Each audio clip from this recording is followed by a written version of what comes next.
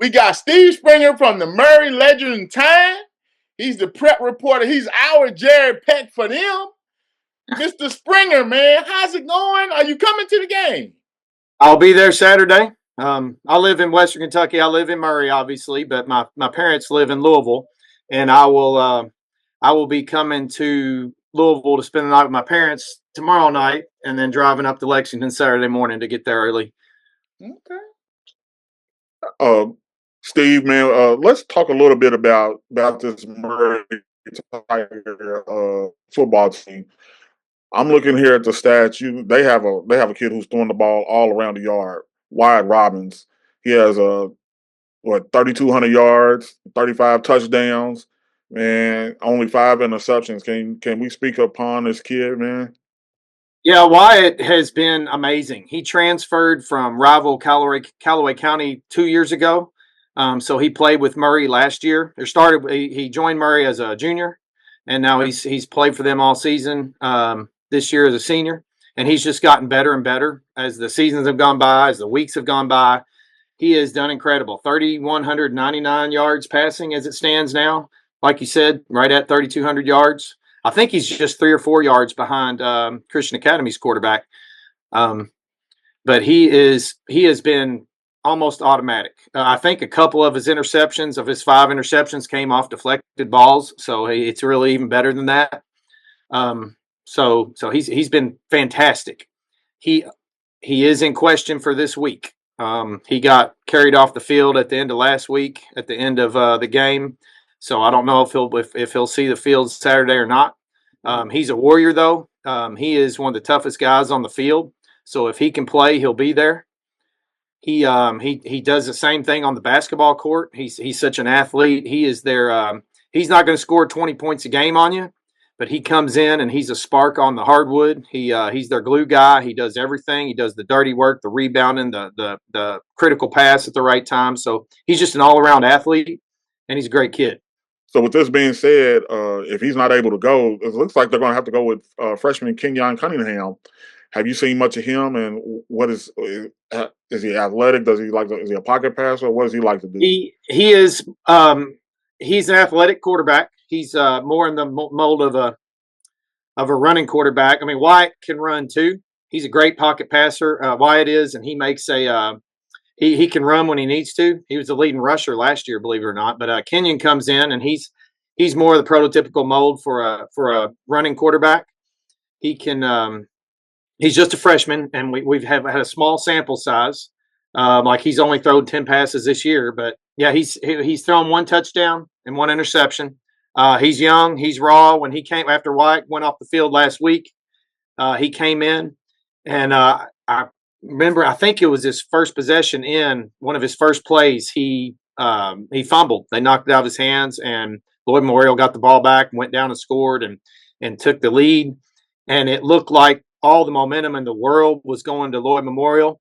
And your normal freshman quarterback would have been rattled. I mean, it was a 4,000 seat stadium, and the crowd was going nuts because they had roared back to take the lead. And Murray should have folded. Most high school kids would have folded, but Kenyon stepped up when he needed to. He made a huge, I think, a 40 or 50-yard pass to another freshman, Braylon Patterson, to help move the ball at a critical juncture. And so he stepped up when he had to. And Murray ended up coming through and winning the game, obviously, but he didn't get too rattled. He could have been rattled coming in, first of all. He could have been rattled after the fumble, but he stuck with it, and he helped them maintain for a while. And then while Isaiah Martin came in and ran the Wildcat near the end of the game, he's their athletic receiver that is, I call him the Isaiah Martin show, because when he gets the ball, you stop what you're doing to watch, because he makes things happen. And so anyway, he came in and took over at Wildcat, not because Kenyon was doing a bad job, but I just think maybe Cunningham wanted to go to one of his Coach Cunningham wanted to go to one of his seniors that he trusted completely there in crunch time. But Kenyon Cunningham, obviously Cunningham, he's Coach Melvin Cunningham's son. But he's going to be a good one to watch. He's He came in. I was told about him in summer practice that he's going to be one to watch. And he's come in. He could have got rattled last week, but he didn't. Now, we haven't heard Murray's name on the big stage in a while. You know what I'm saying? How's things been there in town as far as their success, undefeated season? This has been a big year. It has. The town is kind of half Murray, half Callaway. So, it's a big rivalry there. They're in Callaway. Murray is in Callaway County. So there's going to be a lot of Callaway red in the county too. But it's, for the most part, the community's been all for it. It's been all over the paper. I've written some articles. They're having a community send off, I think tonight. If I read that correctly, I'd have to go back and look. But I think there's a community send off for the team tonight, and so everybody's going to rally around that, and it should be fun. But it's the talk of the town. They haven't been in the championship since 1994. And that had its own share of controversy. If you ever heard about what happened in the 94 game? I'm not in 94. I wasn't there, but from what I've heard, and I might butcher this, but they were playing Beechwood, and Murray was trailing. That's what Coach McKee was talking about. I think it was like a play. We on our episode, Coach McKee was talking about a game, and he said Beechwood was trying to run out the clock at the end of the game, and on the last play, if I understood it correctly, the Beechwood quarterback thought the game was over, so he thought he spiked it or threw it up, and it was incomplete or something. And a good friend of mine, John Bell, defensive player for Murray, caught the ball in the end zone, and Murray should have won that game. But the referees got together and declared that the game had been over at that point, or something controversial. And it was chaos at that point. But Murray got robbed of a state championship, from what I hear. I wasn't there, but that's what I hear. He couldn't remember the year, but we had Coach McKee on our regular show, and he told us about that. And so that's all right. Yeah, you know what I'm saying? Everybody likes to talk about offense. I'm a defensive guy, and I'm sitting here looking at the stats. You got 5 or 6 kids with 100+ tackles, another 2 or 3 kids with 90+ tackles. Man, it looks like they love to hit down that way. So let's talk a little bit about this defense led by Simon Rickman. Yeah, Rickman and Chapman, they're your linebackers that are just all over the field. They're not huge. They're not, the biggest guys, but they can tackle. They're tackling machines.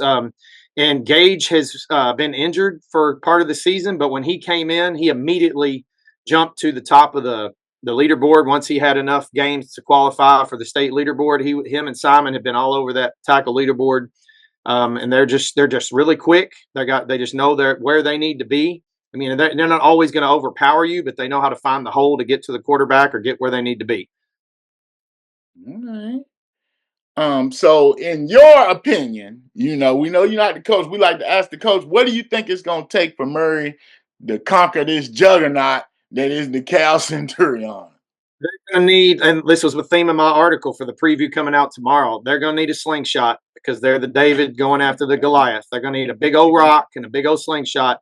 No, but seriously, they've got to limit Cal's touches. They've got to have long, sustained drives that end in touchdowns, not field goals. And they're going to have to create some turnovers, or that's the ball game. I mean, you can't let Cal throw to those 2 receivers, Jihad and what's the other one's name? I forget. I wrote it yesterday. Brown, but I can't. Brown, yeah, Brown and Howard. Okay. They will. They'll run all over him. I guess I haven't seen them play, but just looking at their stats, I mean, you got 2 1,000-yard receivers. You don't get that unless they're running all over people. So they got to keep the ball out of their hands, which means they got to keep the offense off the field, because it looks like, looking at Burke's stats. Yeah. I mean, I've never seen they're a machine. I've never seen a 48-1 touchdown interception ratio. That's beyond video game ridiculous. That's just stupid efficient. Yeah. So I mean, he obviously doesn't make mistakes. So if they don't keep them off the field, it's over. But Cunningham is great. Is a great coach. He's great at making adjustments to what the other team does, especially after halftime. So if they can keep it close to halftime, Cunningham will come up with something, and they can maybe make it a game. So I'm really interested to see how he handles Christian Academy's offense. It's going to be interesting. All right. man, tell Coach, man, we said good luck, man, and you have safe travels coming up, man, and hope everything's good for you. Thank you, guys.